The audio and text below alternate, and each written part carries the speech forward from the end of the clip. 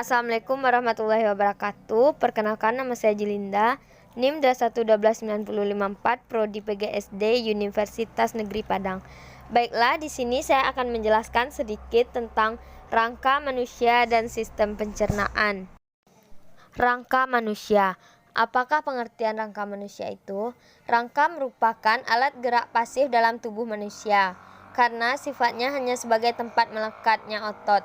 Fungsi rangka diantaranya memberi postur tubuh, melekatnya otot, pelindung organ-organ bagian dalam yang lunak, bekerja secara simultan dengan otot dan sistem saraf.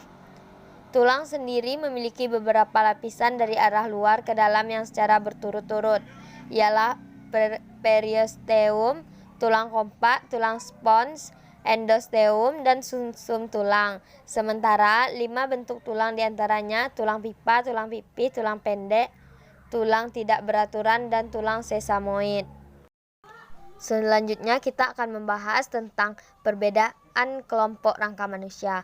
Rangka manusia dibedakan menjadi 3 kelompok, yaitu yang pertama rangka tengkorak atau rangka badan yang melindungi organ-organ penting pada tubuh.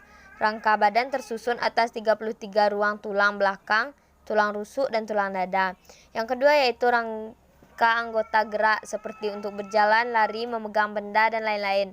Untuk rangka anggota gerak tersusun atas anggota gerak atas yang meliputi tulang pengumpil, lengan atas, hasta, pergelangan tangan, telapak tangan, dan ruas jari tangan. Susunan anggota gerak bawah meliputi tulang paha, tempurung lutut, kering, betis, pergelangan kaki, telapak kaki, dan ruas kaki. Yang ketiga yaitu rangka kepala. Rangka kepala yaitu yang tersusun atas tulang-tulang seperti tulang dahi, tulang ubun-ubun, tulang pelipis, tulang tengkorak, tulang baji, tulang air mata, tulang pipi, tulang hidung, rahang atas dan bawah, dan tulang lidah. Selanjutnya kita akan membahas tentang fungsi rangka pada manusia. Ada beberapa fungsi rangka pada manusia, yaitu yang pertama memberikan bentuk tubuh dan menegakkan tubuh. Rangka memberikan bentuk tubuh serta menegakkan tubuh seseorang. Tinggi dan rendahnya postur tubuh bergantung pada rangka. Yang kedua yaitu tempat pembentukan sumsum kuning. Sumsum kuning adalah tempat menyimpan lemak. Lemak sebagai sumber energi cadangan pada manusia ini terdapat pada rangka manusia. Yang ketiga yaitu menyimpan mineral. Sekitar 62% matriks tulang tersusun dari garam anorganik, terutama kalsium fosfat dan kalsium karbonat. Yang keempat yaitu sebagai fungsi imunologis. Fungsi rangka ini sebagai tempat menghasilkan sel-sel imunitas atau kekebalan tubuh yang ada dalam sumsum tulang. Yang kelima yaitu sebagai tempat melekatnya otot. Fungsi rangka manusia selanjutnya adalah sebagai tempat melekatnya otot-otot. Rangka dan otot sebagai 2 bagian tubuh yang tak dipisahkan. Rangka dan otot bekerja sama dalam memudahkan manusia bergerak. Yang keenam yaitu sebagai pelindung organ. Rangka tubuh manusia merupakan susunan tulang adalah bagian tubuh yang paling keras. Yang ketujuh yaitu tempat menghasilkan sel darah merah.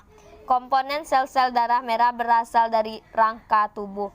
Fungsi rangka ini memberikan tempat sebagai pembentukan darah merah dan darah putih.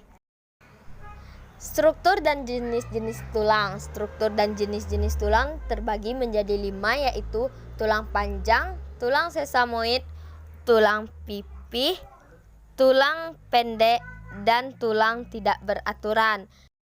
Contoh struktur dan jenis-jenis tulang dapat kita lihat pada gambar yang tersedia. Baiklah, materi selanjutnya kita akan membahas tentang sistem pencernaan. Sistem pencernaan adalah serangkaian jaringan organ yang bekerja untuk mencerna makanan.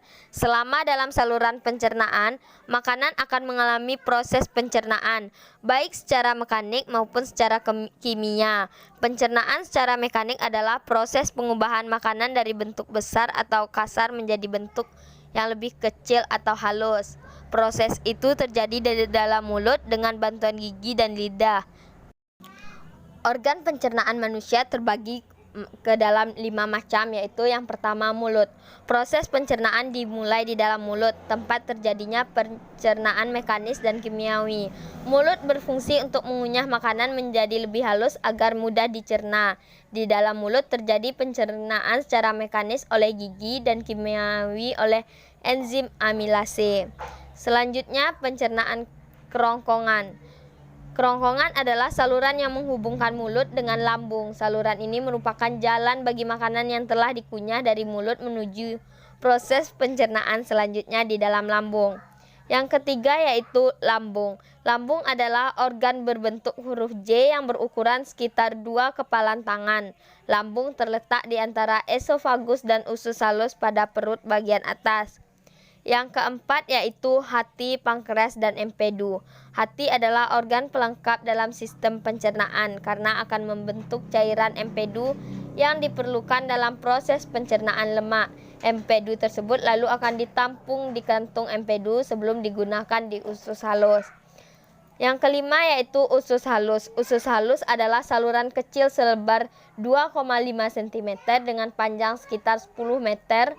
Usus halus terdiri dari 3 bagian yaitu duodenum atau usus 12 jari, jejunum atau usus kosong, dan ileum atau usus penyerapan. Selanjutnya kita akan membahas tentang cara menjaga sistem pencernaan tetap sehat. Melansir Healthline, untuk menjaga kesehatan sistem pencernaan, siapa saja disarankan untuk melakukan beberapa kebiasaan berikut. Yang pertama, banyak minum air putih. Yang kedua, memperbanyak konsumsi makanan tinggi serat seperti buah, sayur-sayuran, dan biji-bijian. Yang ketiga, hindari stres. Yang keempat, rajin olahraga. Dan yang terakhir, makan dengan cara yang baik seperti tidak berlebih dan tidak terburu-buru. Dan apabila mengalami masalah atau gangguan pada sistem pencernaan, sebaiknya segeralah konsultasikan kepada dokter untuk mendapatkan penanganan yang tepat. Baiklah, hanya itulah materi yang dapat saya sampaikan. Jika ada kesalahan dan kekurangan, saya mohon maaf. Sekian, terima kasih. Wassalamualaikum warahmatullahi wabarakatuh.